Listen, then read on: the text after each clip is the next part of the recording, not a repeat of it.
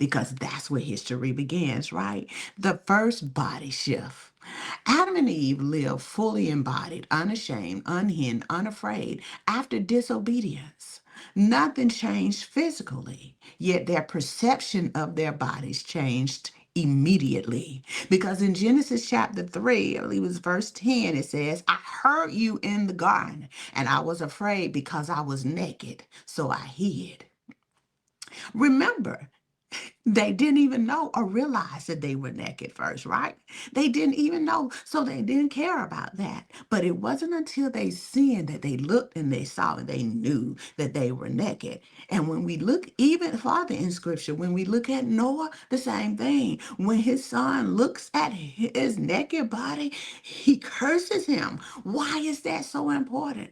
And every time we look at our neck, there's something that we want to hide. We should clothe ourselves, yes, but we should never be ashamed of the body we in because it's the temple that God created for us to dwell in. And again, to do the work that he called us to do.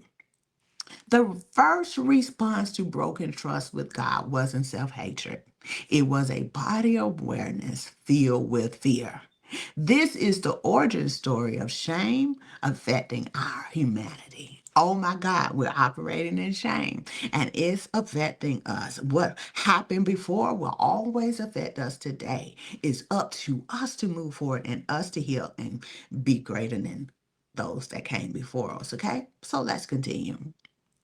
Historically, the body has not always been honored, even in spiritual spaces. In many cultures, especially Western and colonial frameworks, the body was treated as something to control, suppress, or punish. Over time, that trauma didn't disappear, it just adapted. We adapted to it. Then culture stepped in and media told us which bodies were acceptable. Religion sometimes emphasized, many religions do, emphasize discipline without compassion. And trauma taught many of us that our bodies were unsafe places to live. How many can attest to that? How many of us really believe that because of the trauma and the things we heard, what people have said, our bodies are not a safe place for us to live?